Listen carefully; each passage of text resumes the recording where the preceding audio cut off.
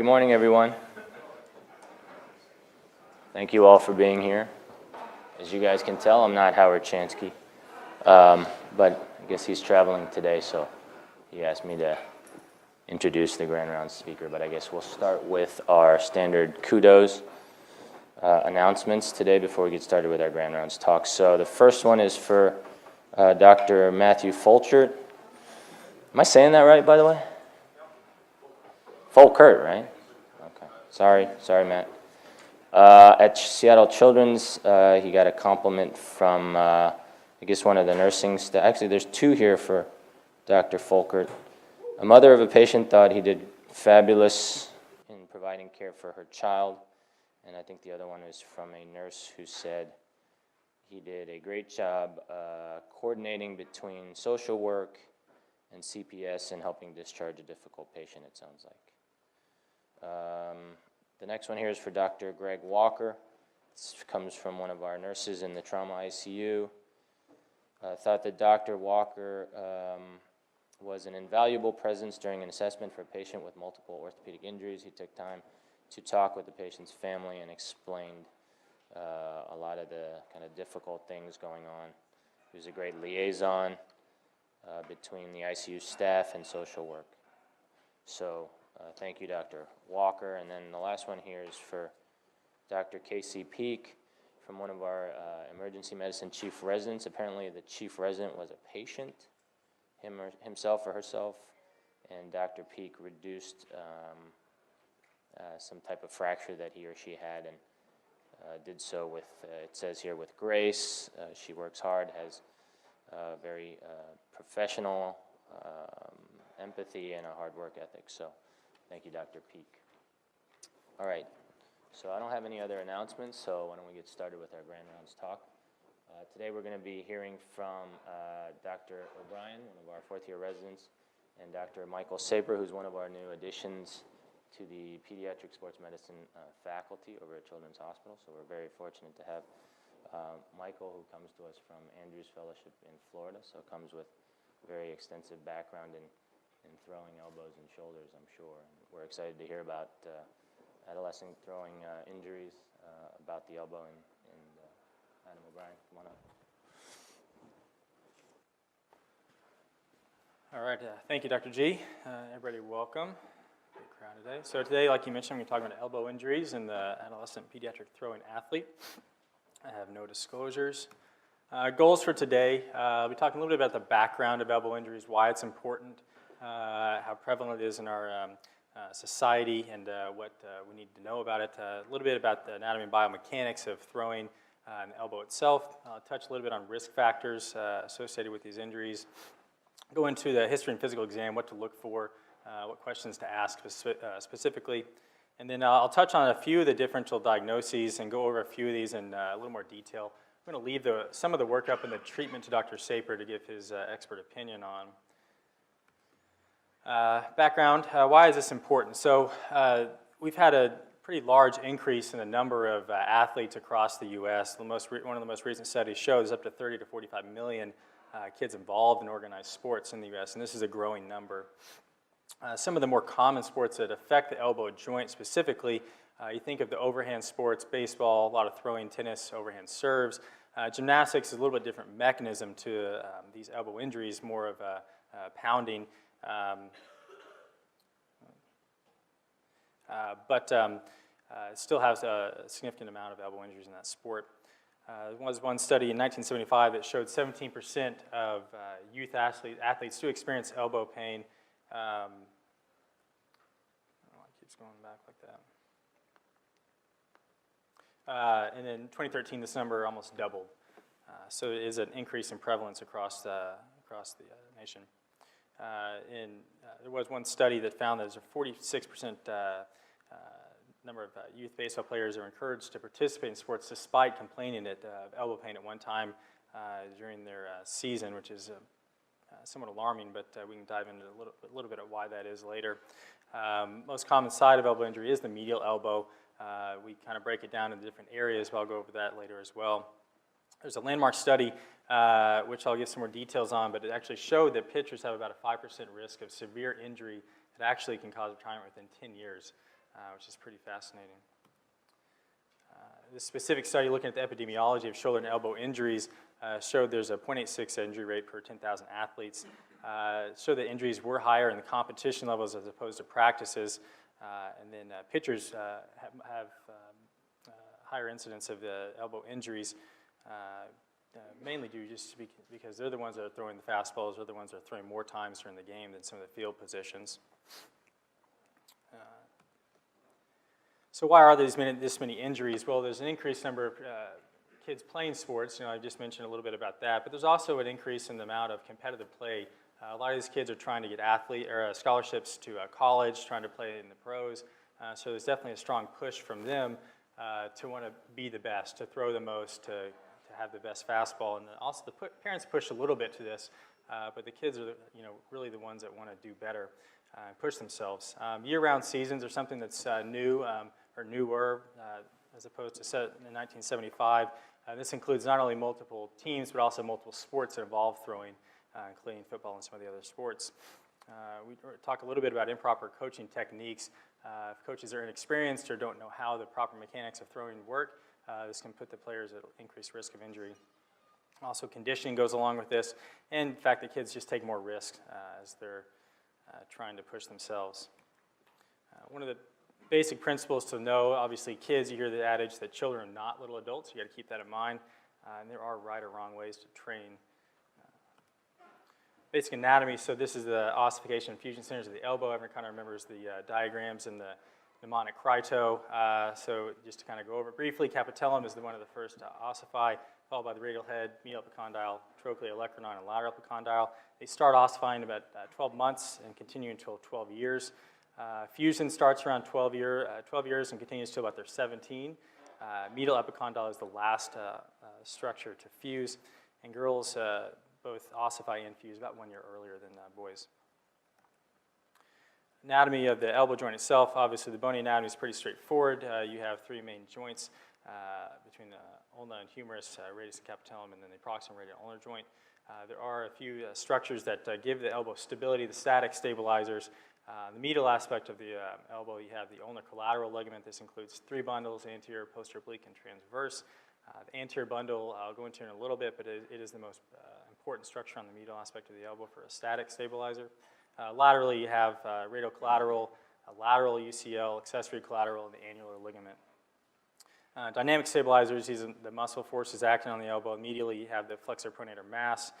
Laterally, you have the extensor supinator muscle group, and then you have the capsule, which affects stability on both sides of the elbow. One thing to note is that the primary varus restraint is actually a bony. About 9 to 14% of the stability of the elbow actually comes from the radiocollateral ligament. And although the ulnar collateral ligament is one of the primary restraints to the medial aspect of the elbow, the radiocapitellar joint is actually the second most important stabilizer of valgus stress. Close-up picture of where some of these ligament structures insert. UCL, obviously, on the inner aspect of the medial epicondyle. We'll go over a little bit of where this actually inserts. It's actually important when it comes to treatment options, but it's not directly over the medial epicondyle like some people think. And then laterally, you see some of the other structures like the common extensor mass, and then lateral collateral ligament, or the radiocollateral ligament, and the ulnar collateral ligament. More details about these structures, medial and lateral. So the anterior bundle of the MCL originates on the medial epicondyle, or just off the medial epicondyle, and the anterior bundle actually inserts on the sublime tubercle. The ulna, there's three components. We talked about the anterior, which is the most common. Then you have the posterior oblique fibers, which are more fan-shaped. I should try to show that. Posterior oblique fibers, which are more fan-shaped, and the transverse ligament. The anterior bundle has two separate branches or bundles within it. The anterior band, which is tighter in extension, and the posterior band, which is a little bit tighter with increasing flexion from about 60 to 120 degrees. One thing to note is that with the arm at about 90 degrees, elbow at 90 degrees flexion, UCL is responsible for 55% of valgus instability, which will come into play a little more when I talk about throwing biomechanics. So this is that study I mentioned earlier. So this actually looked at the origination and insertion of the UCL and actually found that the UCL originates about 3 millimeters medial to the lateral edge of the apophysis, the medial epicondyle. So not exactly where you would think that the UCL may originate. which some people think is off the medial epicondyle, which that will play an important role with treatment options, which Dr. Saper will go in a little later. Anterior view of the elbow, again, looking at those structures. So some of the biomechanics of throwing. So the throwing phases are broken down into 5 or 6 stages. You have the wind-up, which is very little stress on either the shoulder or the elbow. The early cocking phase puts a little more stress on the deltoid, but again, pretty low force across the elbow and shoulder. When you get to the late cocking, this is where you start to see a lot more stress on the elbow. Specifically, this is the peak torque phase. You have maximal external rotation of the shoulder, a lot of stress on the cuff. As you come from late cocking to acceleration, you start to stress the triceps and some more of the muscles, including the pec and the latissimus. Deceleration is a eccentric loading. It includes ball release. This actually has the highest amount of torque in the elbow and can be some of the most harmful, especially posteriorly, which I'll talk about in a second, and then the follow-through. Wind-up acceleration phase take about 75%, or wind-up through acceleration take about 75% of the throwing phase. Details about the biomechanics: elbow range of motion. I usually go from approximately 110 degrees of elbow flexion to 20 by the end of the throw. The forearm will actually pronate about 63 degrees. The velocities at the elbow are pretty impressive, but the flexion extension velocities can go as high as 3,000 degrees per second in one study. And the pronation velocity is about 2,000 degrees per second. And of course, we also have to keep in mind that throwing is a full body motion. So there's also velocities in the thorax, pelvis, and shoulder girdle that we have to keep in mind. And this study kind of details that a little more. It isolated the gluteus medius and scapula muscle activations show that there's about a moderate to moderately strong contraction of the ipsilateral glute, as well as the upper trapezius and serratus from late cocking to deceleration, the more stressful aspects of the biomechanics, or the phases of throwing. And they just wanted to conclude that, yes, you need to train the arm for throwing, but you also can't ignore the lumbopelvic musculature. To kind of hone in on a few of the phases of throwing, late cocking and early acceleration, some of the more stresses, you actually can think about the stresses of the elbow as far as medial tension stress and lateral compression stress. And so in these two phases, they have shown that there's valgus forces about 27 to 52 newtons in youth pitchers on the medial aspect, and its compressive force is about 500 newtons on the radiocapitellar joint. Deceleration, you tend to stress more of the eccentric loading. When that happens, there's actually a shear force posteriorly along the elbow, and you can see here that when that happens, the olecranon can actually abut the posterior medial aspect of the olecranon fossa, and can cause a specific problem, which I'll detail later when we talk about it, but there is not just a flexion, extension, and pronation, there's also a little bit of shear force posteriorly along the elbow as it moves from flexion to extension. So we have to think about, well, do these biomechanics change from females to males? Is there a difference or two? And this study broke down males and females to see how their kinematics worked, and actually showed that females did have a lower peak angular velocity, had lower ball velocity. Their foot contact to ball release took a little more time, and their overall forces on the shoulder and elbow were less in the female pitchers.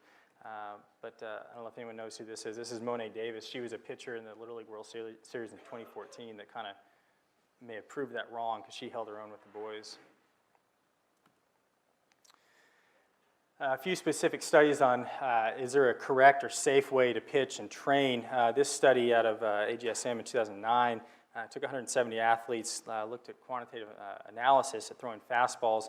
They chose 5 specific parameters to monitor, and they kind of thought of these as the things to focus on as true correct pitching mechanics. So the 5 phases they looked at: leading with the hips, which you can see on the left there, hand on top position,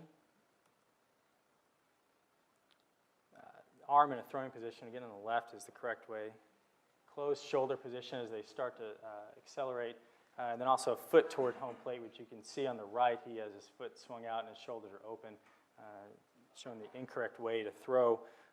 They found that if you could correctly pitch in 3 out of these 5 parameters, you could decrease internal humeral rotation, less stress on the elbow for valgus load, and they actually had a higher pitching efficiency. So kind of pretends that there is a more correct or a better way to throw.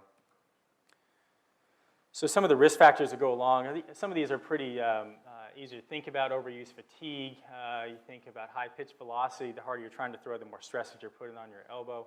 A few other things. Year-round pitching is something that's kind of that's new as kids get older. They're on multiple teams playing multiple sports, so they're playing year-round more. And this is more common in some of the southern geographic locations where it's not cold and rainy for 8 months out of the year.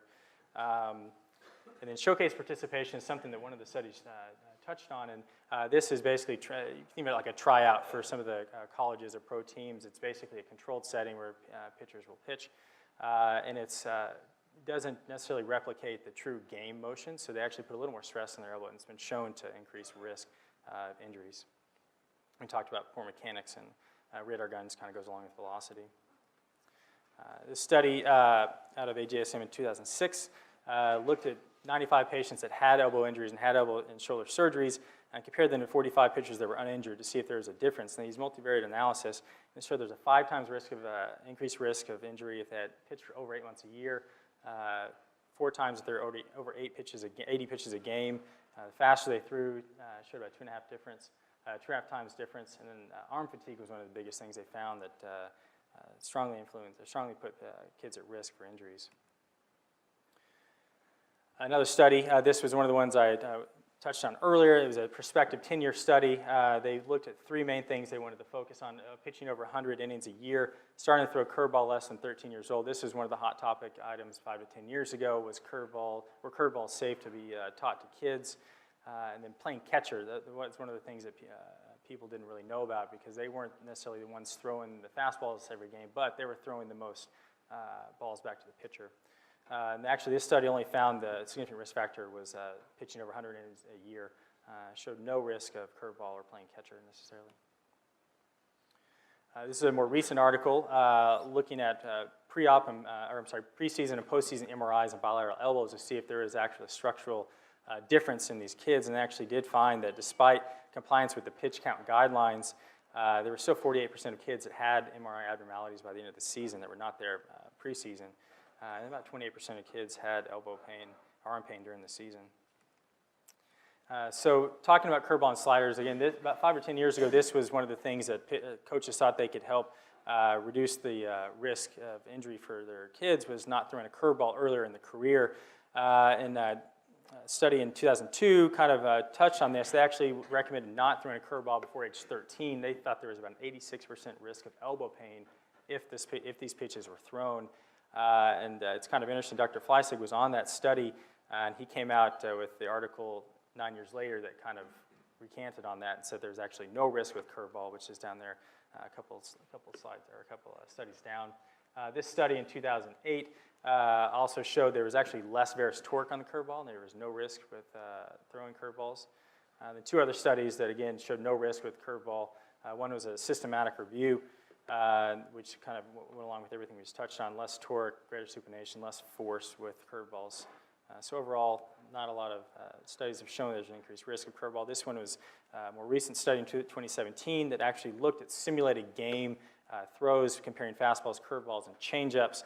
And when they restrict to the pitch count, there's no alteration in kinematics with throwing and no difference between the 3 pitches. So overall, curveballs aren't shown to increase risk of any elbow injuries as previously thought. Moving on a little bit of the history, things to ask the patient, things to look for on exam. We always have to think about the basic history questions: location of the pain, medial, lateral, posterior, timing, when is it associated with some of the phases of throwing? Is it like cocking? Is it a follow-through? And then you also have to worry about associated symptoms: numbness, tingling, any weakness, decrease in throwing velocity. These are important questions to ask pitchers because they'll actually, that's one of the first things they may bring up is, well, I just can't throw as hard as I used to. And of course, aggravating maneuvers, again, phases of throwing that are identifiable. And then sport-specific questions, you got to ask position. And it's not just what position they play most of the time. A lot of these kids are on multiple teams, or they're the best player on the team, and so they'll be a pitcher for one team, but they'll also move to third base where they're playing the hot corner, have to throw a lot of long balls to first. So it's not just pitching that they're stressing their elbows on, so you got to keep that in mind. And then you got to worry about innings pitched, and this is total innings pitched. Again, if they're playing multiple teams, they may only pitch 2 or 3 innings on one team, but then also 3 or 4 on the other, so these add up as the season goes on. And then future goals, or I'm sorry, goals of care. Of course, you got to ask the athlete, is this something you want to do in college later in life? You know, if they're a recreational player, they may be okay with either just stopping baseball or limiting what they do or not focusing too much on pitching. Others, they want to go for gold. They want to be on teams. So they're going to push themselves a little harder. And it also affects treatment algorithms as well, depending on what they want to, what their goals are. Physical exam, obviously inspect the elbow, look for carrying angle, look for ecchymoses, effusions, hypertrophy, atrophy on the elbow. You got to palpate the elbow, see where most of their pain is coming from. Check range of motion. You also have to check to make sure they don't have any locking, catching.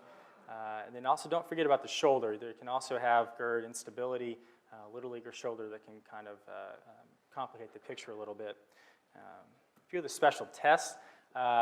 Moving valgus stress test. This is a test to look at the medial aspect of the elbow. With the shoulder abducted to 90 degrees and the elbow maximally flexed, you want to provide a varus torque and extend the elbow.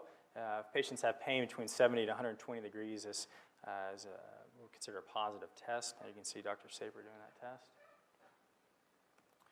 Milking maneuver with the patient seated, or it can be standing as well. You want to grab the thumb with the shoulder abducted to 90, elbow flexed to 90, and the forearm supinated.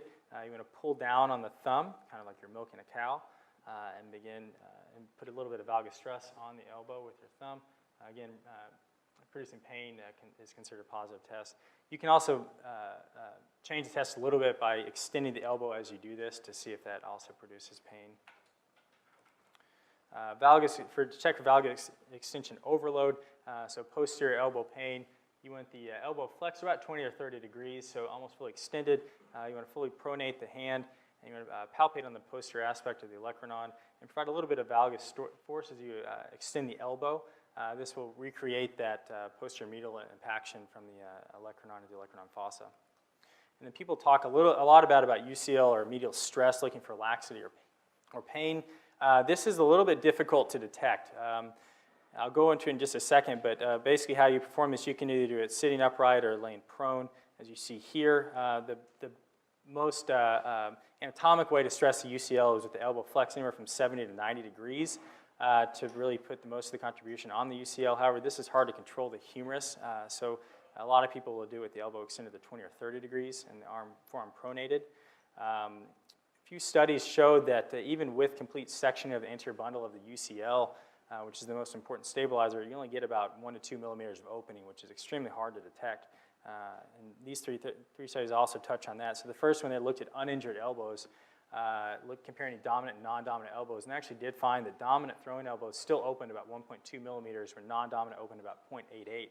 So even with uninjured UCLs, you have a little bit of difference there. Second study talks about UCL injuries, and they found that partial thickness injuries only open about 0.1 millimeters more, and full thickness is about 0.6 millimeters. And a third study actually graded the UCL injuries on MRI, and they found a range of opening from 0.13 millimeters for partial thickness to 0.8 millimeters for full thickness tears. So again, a lot of emphasis on laxity at the medial elbow, but for UCL injuries, it's really hard to detect, and there's a lot of inter-observer unreliability. So this slide goes over some of the differential diagnoses. We look at medial, lateral, posterior pain.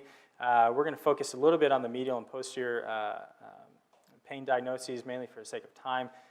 But we'll mention that OCD lesions of the capitellum are extremely important and something you always want to look for and think about with patients. But we'll talk about these injuries or these diagnoses specifically. And again, I'm just going to touch on main characteristics, a little bit of workup, and I'll leave the treatment algorithm to Dr. Saper. So little leaguer's elbow is something that was thrown around a while back. It was kind of a catch-all phrase for medial elbow injuries, so that included anything from UCL injuries to medial epicondyle apophysitis. It's something we should probably stop using just because there is so much variation in what that medial elbow pain can be, but sometimes you'll hear of little leaguer's elbow, and it just means medial elbow injuries. So medial epicondyle apophysitis is due to valgus stress at the medial epicondyle. Keep in mind that the medial epicondyle ossifies about 6 years. It doesn't fuse until 17, so it is actually the weak link in a lot of these forces on the medial aspect of the elbow, at tension side of the elbow. And like a lot of these thrown injuries, it's due to repetitive valgus motion or load and microtrauma. A lot of it from the flexor pronator mass that's pulling on the medial epicondyle. And again, it affects that weak link. And it actually is seen more commonly in catchers than you would think. And the reason for this is that catchers often throw from their knees a lot, so they aren't using their entire body to throw like pitchers. So that puts a little more stress on the elbow specifically without using their accessory muscles. So how this presents, typically insidious onset of medial elbow pain. They lose a little bit of range of motion. These patients will not have instability with valgus stress and milking maneuver. They complain of decreased throwing velocity, distance, and accuracy, though. So that may be one of the first things that these kids talk about is they've just lost their power. Imaging, you can see physeal widening. This is a single shot of an x-ray, but you got to keep in mind that sometimes it's hard to detect these, and actually you have to get a contralateral elbow to see if there's a difference. Some studies actually show that 49% of imaging can show a physeal widening, but the patients are actually asymptomatic. So you got to be real careful if you just stick to a x-ray for diagnosis. You have to take the entire picture of the history and physical into consideration. Medial epicondyle avulsion fractures. These are a little more commonly seen with fall injuries, not so much sporting injuries, but there was a study in 2010 that looked at acute avulsion fractures of the medial epicondyle in pitchers. So it is described in literature. These patients will oftentimes feel a pop. They'll have a sudden onset of elbow pain, localized again to the medial epicondyle. They will have instability with some of the valgus stress maneuvers. It's not seen with apophysitis, obviously. When they pull off some of their stabilizers, they won't be as stable to the valgus. Imaging is a little easier to identify. You can see the medial epicondyle avulsed off the medial elbow there. Sometimes these kids will present with a dislocation injury, and when that happens, and once they're reduced, you can actually get an incarcerated fragment of the medial epicondyle seen here into the joint. So it's also something to look at when you're hear about an elbow dislocation, which is not commonly seen in sports, but something to think about. When we talk about ulnar collateral ligament injury, it's a wide spectrum. You can have anywhere from partial thickness tears, sprains, or attenuations, all the way to complete ruptures of the UCL. Again, we'll have valgus instability, but we mentioned that that's hard to detect on physical exam, but they sometimes complain of that. It's less commonly seen in skeletally immature, again, for the reason that the physis is the weak link at the medial elbow until they reach about 17 years of age. And so as older athletes are more prone to get these injuries just because their bone anatomy is a little more sturdy once they begin to fuse. And then again, chronic injury, these can be acute injuries, but more commonly seen in overuse or chronic injuries. Patients will complain of pain in late cocking or acceleration phases when the most valgus stress is seen on the elbow. Again, complain of losing throwing velocity and control. They sometimes have more pain with curveball as opposed to fastball changeup. It's again instability at 30 degrees of flexion, but this is hard to discern. And they'll have the positive milking maneuver or moving valgus stress test. A study from Louisiana in 2008 showed that most common ruptures were proximal, but they also can occur distal and mid-substance. Some of these chronic tears can actually ossify. It's kind of hard to make out on the screen, but it looks better on the computer, I swear. But you can see the ossification of the UCL as it comes along here. X-rays are okay to get. MRI is a little more helpful identifying location, grade, and type of injury. You can also get stress X-rays. You can see here the medial aspect of the elbow opens with valgus stress.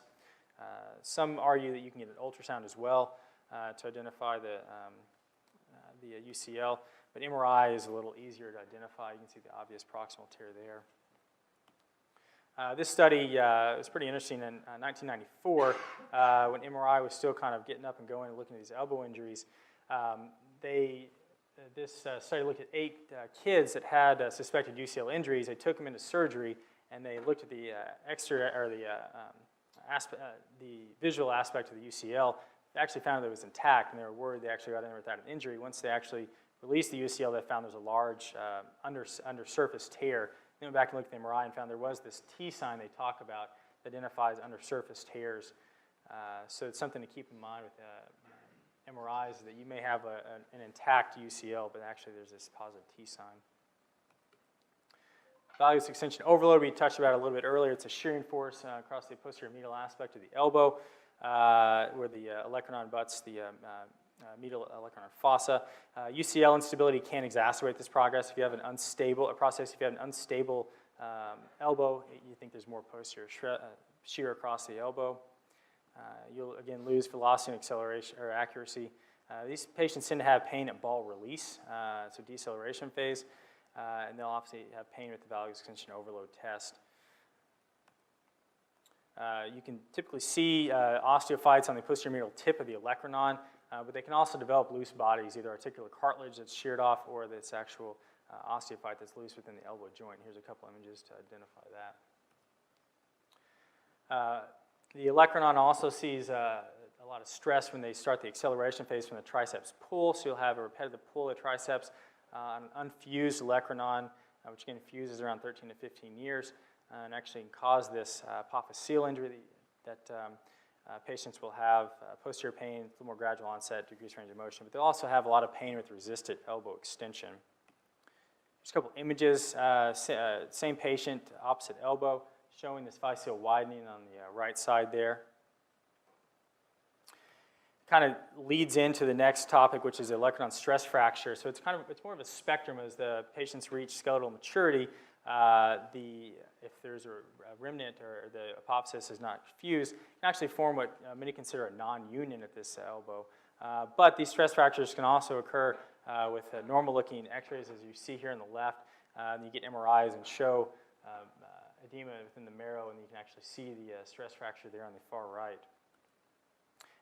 These are a couple studies. This is actually one of the first studies that described this olecranon stress fracture in 1977. They called it a non-union.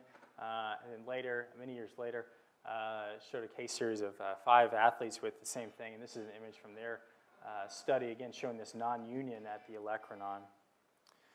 So that's all I'll cover for now. I'm going to leave a lot of the treatment algorithms to Dr. Saper. And thank you for your time.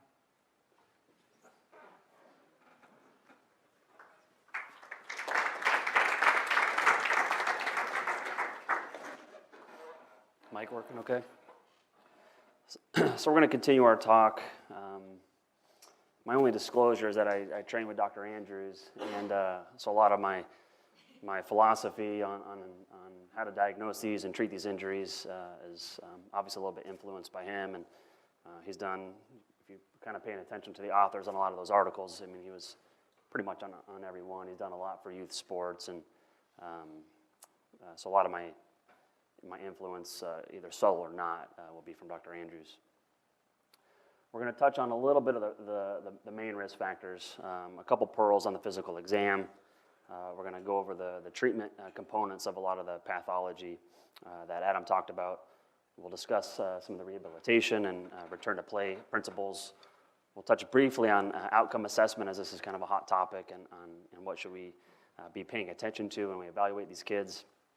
And then we'll review some of the prevention recommendations, which a lot of that work has been done based on the studies which looked at the risk factors. We heard that children are not small adults, but as Min Coker in Boston had said, that the child athlete is not a little adult athlete. And it's important to know what else these kids have going on in their lives. Sports might be a huge component of their social structure. It might be really all they care about. But there's a lot of other things going on for these kids in their development. And you have to bear that in mind and make sure we're not taking away their childhood just because they're an athlete.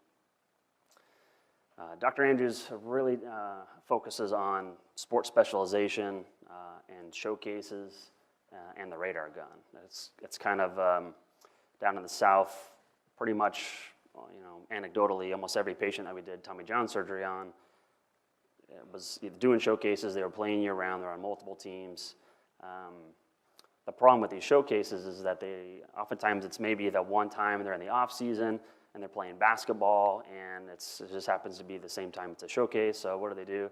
Well, then they leave their basketball team, they travel to wherever the showcase is at, they're throwing as hard as they can, pop, tear, come see us, and we get their surgery.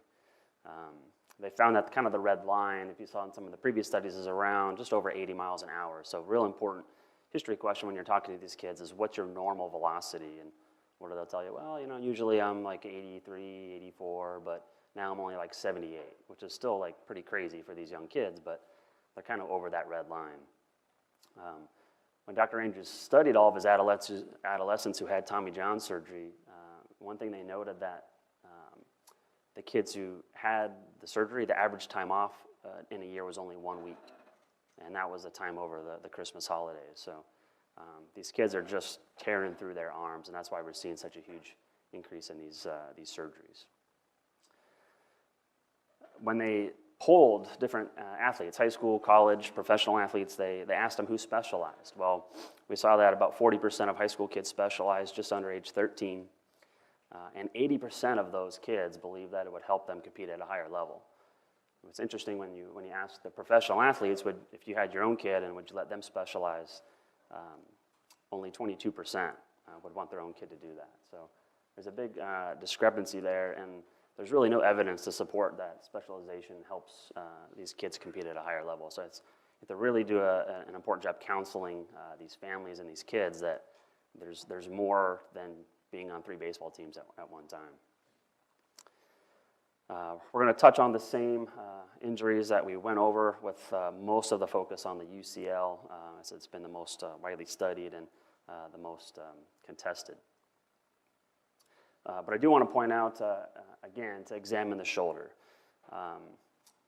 You're going to see changes either at the physis or as far as rotation goes, whether they have symptoms and pain or not.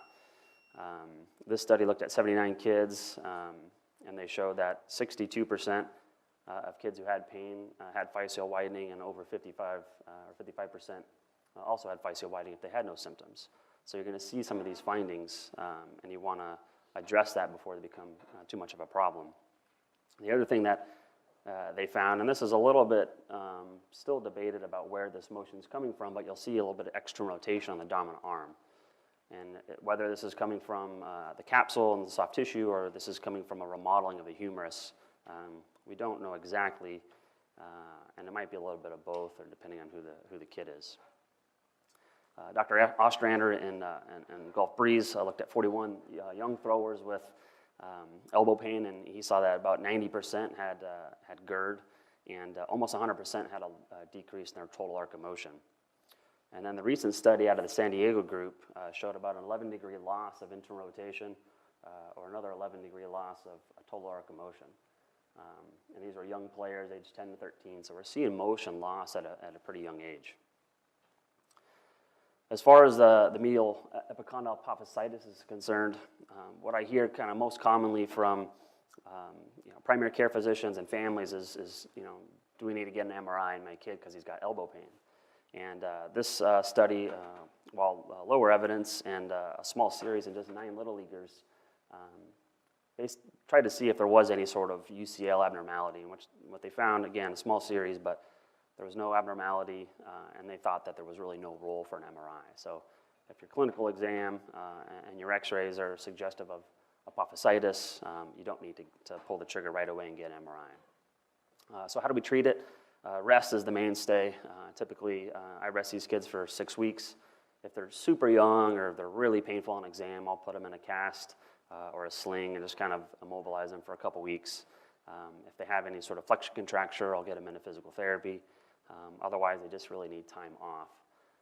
See them back. You don't need an x-ray, so just base it all off of symptoms and clinical exam. If they don't have any more pain, they don't have any more tenderness, then you can get them into a throwing program and ease them back to sports. As the spectrum of these injuries continue, you can get medial epicondyle fractures, sometimes related to the untreated apophysitis or sometimes different. The treatment for non-displaced fractures is really not contested. It's symptomatic, really. It's a few weeks of immobilization. You want to protect them from the valgus forces at the elbow, then get their range of motion back, get them into a throwing program. To avoid recurrence, the key is going slow enough. So a throwing program for these kids, even if they're super young, there's a variety of different programs out there, and I'll touch on some of the different ones at the end. But you want to go slow and ease these kids back in and address a lot of the things potentially with physical therapy and the kinetic chain, like their pelvis, their scapular control, those sorts of things. The treatment for displaced fractures is a little bit controversial. How to treat these in and of itself is a whole talk, so I'm not going to get into too much detail. Most of us say that really big displaced fractures over 1 centimeter should be fixed. The minimally displaced ones is a little bit controversial, and sometimes these heal, but they heal by fibrous union. Whether or not they're symptomatic, you don't know until you start having them throw.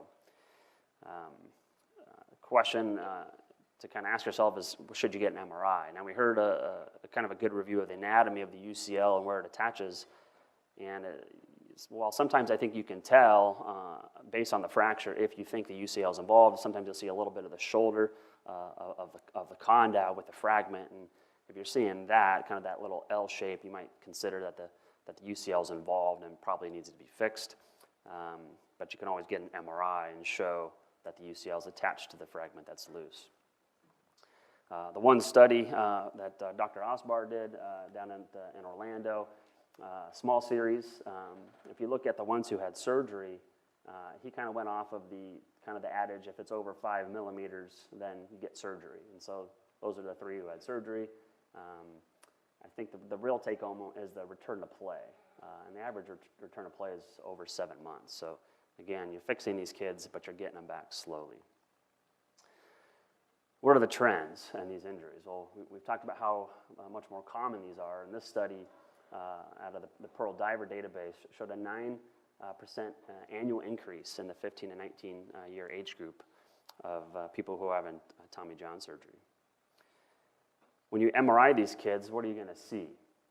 Well, this study was done in 22 asymptomatic pitchers, and they showed that there were some limited adaptive changes, and they were often similar to the non-throwing elbow. So you're going to pull the trigger a little bit early. You're going to see some findings. Whether they're significant or not is debatable.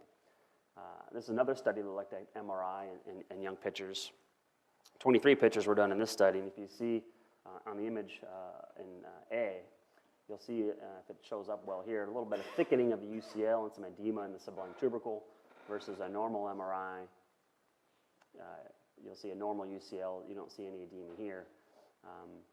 In this study, they did show some thickening of the UCL anterior band, and then 61% had posterior medial sclerosis.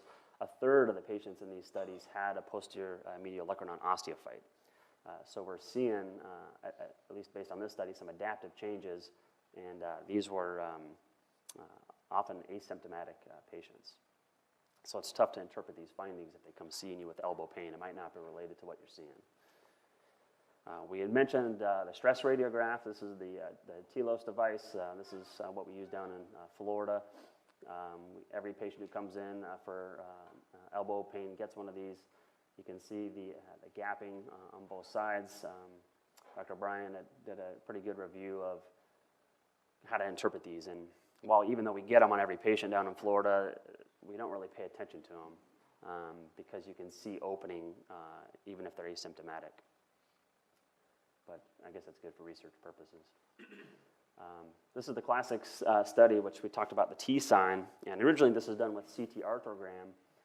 And I think the important point that I'll add from what was talked about earlier is what is significant.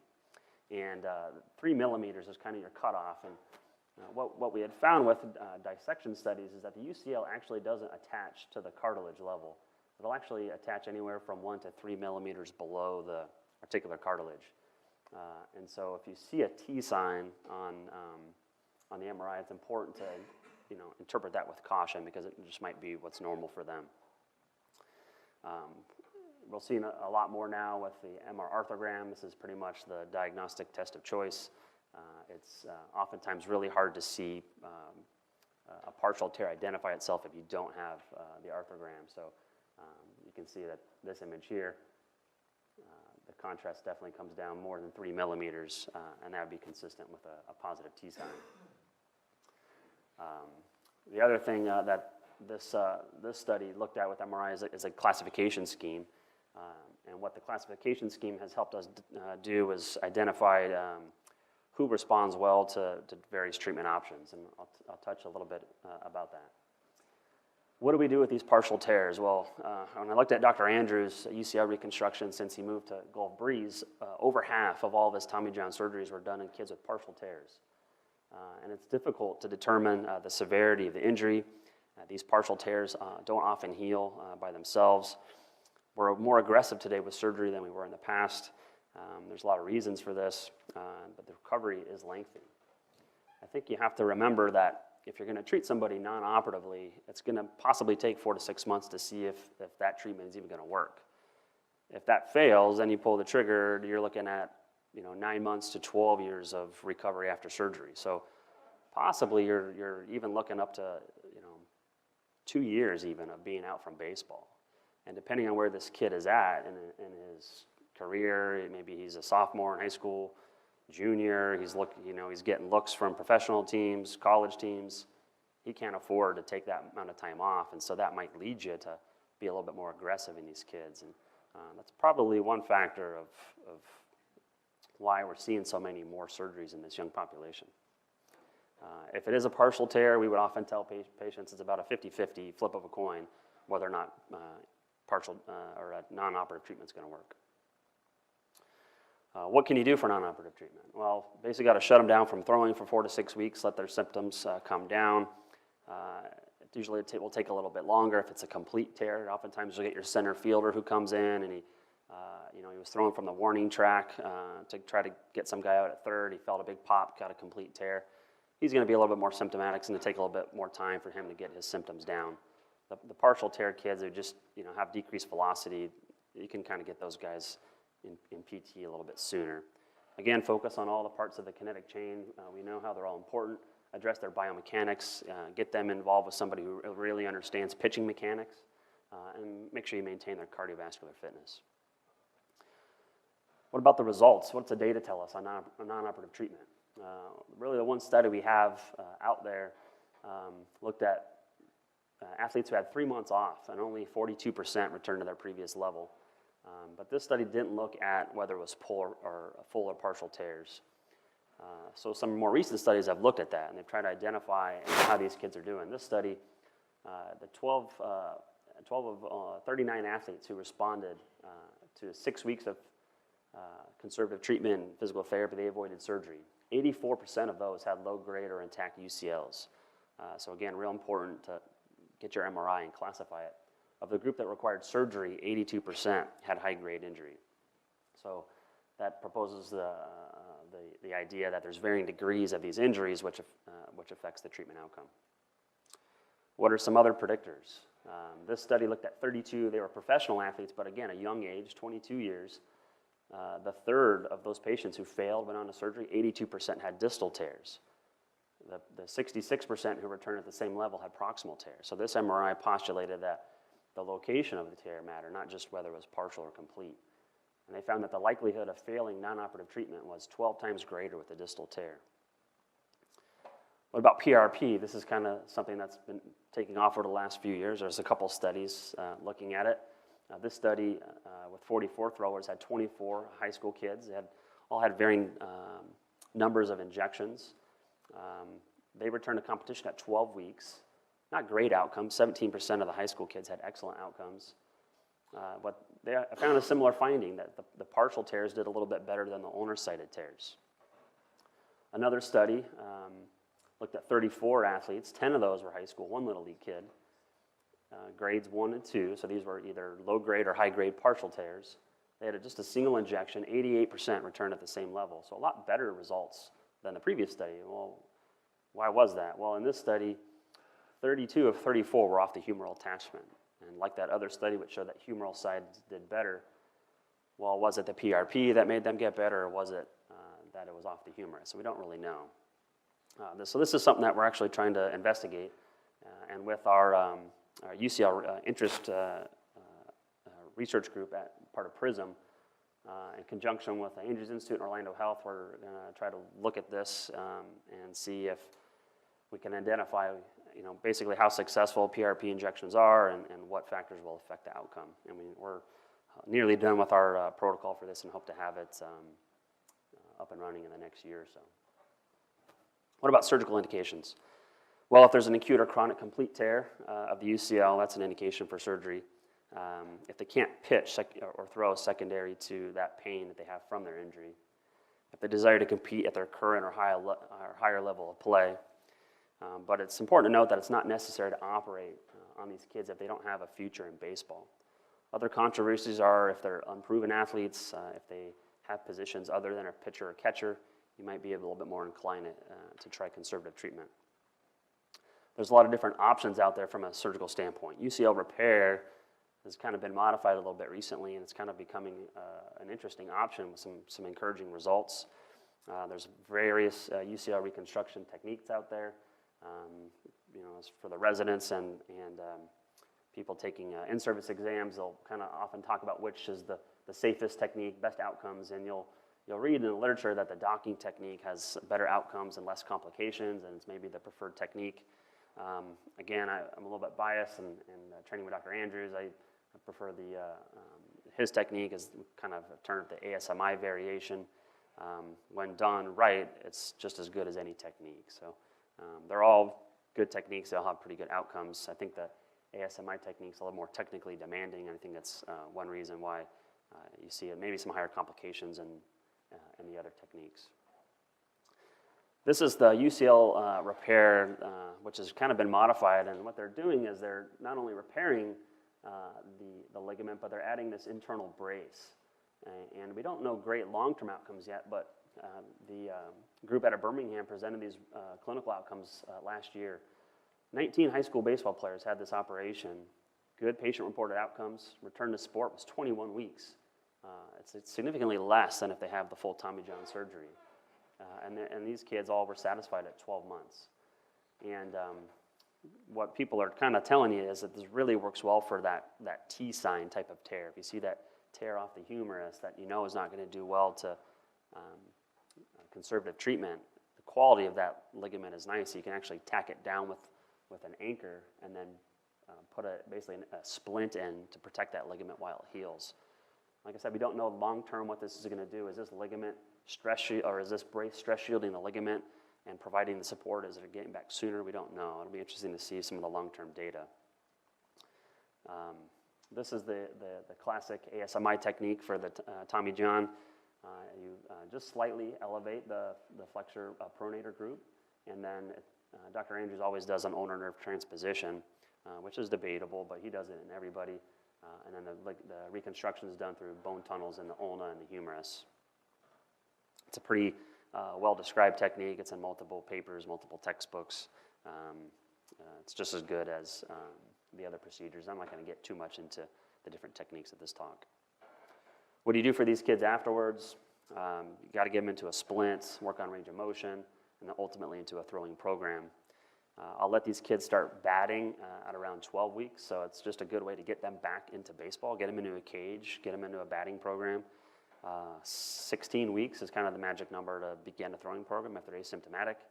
If they're a pitcher, you're going to have to progress them a little bit longer. So depending on what they want to get back to, maybe you can get them back sooner to a position, infield, first base. They can play their season, and then maybe the next season they do their formal pitching throwing program, then you can get them back into pitching a couple years later.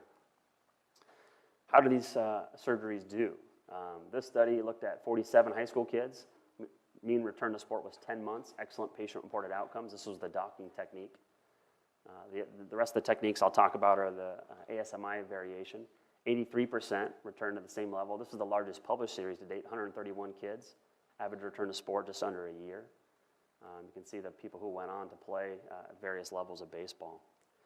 This study, not as great of outcomes, same technique, smaller series, 74% returned to the same level or higher.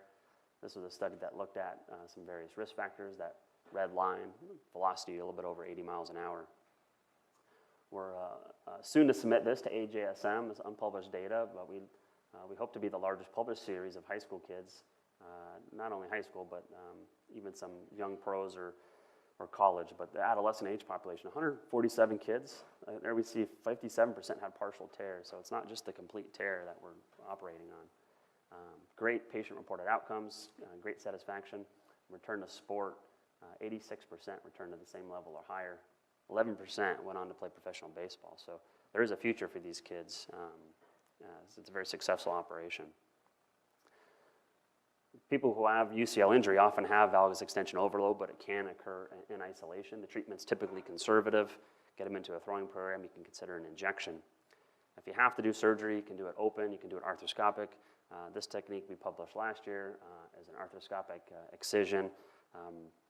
Technically a little bit challenging, but the results are pretty good. It's pretty standard rehab afterwards. Again, throwing program, don't get them back too soon. This is the only published study on outcomes of these in only 13 baseball players, but return to sport is kind of that same number. We're kind of consistently seeing that 85% pop up. That's what I tell patients. For that apophyseal injury, again, conservative treatment, try it 6 to 8 weeks. If symptoms aren't better, you can consider advanced imaging or surgery. If it's not healing, open reduction internal fixation, sometimes you need to go in there and take down the non-union, if you will, and put some bone graft in or some stem cells. You've got to get them into a throwing program. These are dependent on the patient factors. So everything that you took down in your history will help you determine what interval throwing program to do. There's various ones out here. There's accelerated programs, 6 weeks, 3 weeks, programs for catchers, if you're a position player, Little League. There's a lot of talk right now, if you're an outfielder, maybe you should have your own throwing program because it's very different demands on the elbow and shoulder than if you're just a pitcher. What about outcome assessment? This is, again, kind of an in vogue topic. Your options at your disposal right now are the quick dash and the youth throwing score, which is fairly new, came out last year. I've taken the subjective portion of the Andrews-Timmerman score, which are these 4 questions here. I've coined it the core, and we're validating this down at Children's Health Andrews Institute in Dallas. So we hope to have validation data and have this another option for adolescents who have elbow injuries. There's a lot of recommendations out there, various pitches, pitch counts, required number of days of rest, innings of rest, that sort of thing. They're too hard to memorize based on their age. I always refer patients and families to Little League Baseball. They're all kind of right there for you. Pitch Smart and USA Baseball teamed up, and they came up with a bunch of guidelines. This is an example in the 9 to 12-year age group. They're all basically addressing fatigue, which showed a 36 times increased risk of injury. The key is taking this time off. Dr. Andrews recommends 2 to 3 months of continuous time off for these kids. And remember the stat I told you, most of the kids who have Tommy John surgery only took a week off. So this is oftentimes, they'll say that's not doable. Like, my kid can't take that much time off, or the kid don't want to. You got to have that conversation with them. It's interesting when they polled coaches about these recommendations, 73% said that they followed them. They thought half of other coaches in the league didn't follow them. When they actually asked the coaches specific questions about the guidelines, less than half were able to actually get them right. So the coaches who are, for those of you who have kids in Little League Baseball here, oftentimes the coaches don't know what the regulations are. So education is very important. So in conclusion, as Dr. O'Brien went over, it's really important to understand the biomechanics that will lead you to what the problem is, and taking a great history is important. Examine the shoulder, examine the entire kinetic chain even. Most of these injuries can be avoided with the right education, and then rehabbing these injuries is key. So hopefully we've kind of enlightened a little bit of kind of the state of affairs as far as the medial side of the elbow, and we'll open it up for any questions.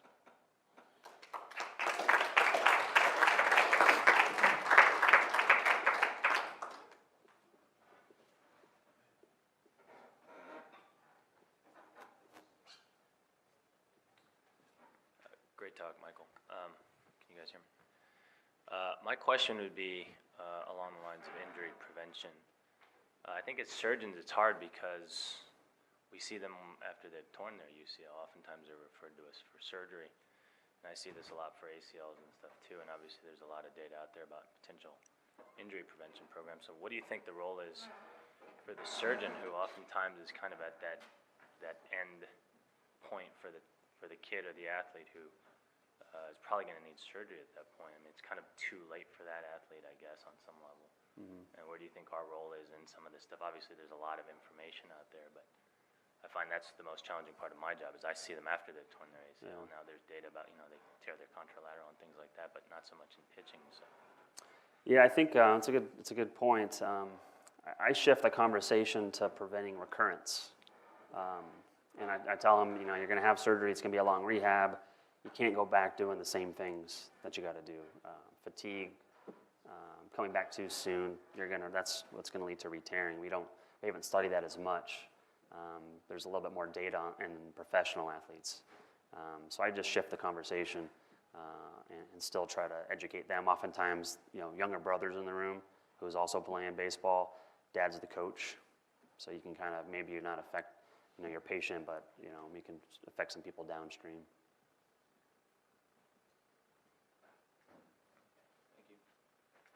Hey, thanks. That was great. Question about the patient with the long-standing medial elbow pain, the thrower who just can't stop throwing, who comes with 2 MRIs, but neither are an MR arthrogram. And you look at them and you can't really tell that there's a UCL tear, and their symptoms are, consistent with it, but the exam, you can't get any valgus instability. It's hard to establish that. But, I just feel guilty about ordering another MRI and an expensive study. So, what's your approach in that situation? It's evolving, because in Florida, where I was, we got it, and oftentimes they didn't come until they had it. And if they did come with one that was ambiguous, or the guys from the Mariners would send us the MRIs and it was a normal MRI or just a regular MRI, we'd say, well, get an arthrogram and then send it to us. Now that I'm in kind of real world orthopedics, I think if I'm real suspicious and I don't see it on regular MRI, I'll assume maybe it's a partial tear, and I'll try the conservative route. And I'll talk to them about ultrasound. I think the guys with ultrasound are pretty good at looking at tears. So I feel a little bit, I'm not exactly sure on cost, but I'll send them over to the colleagues at the U to do an exam under ultrasound. They can kind of see if there's some partial tearing. That's a good option. I don't know if anybody has, if Brian's here, has some knowledge on kind of the cost of that, but that's a good option too.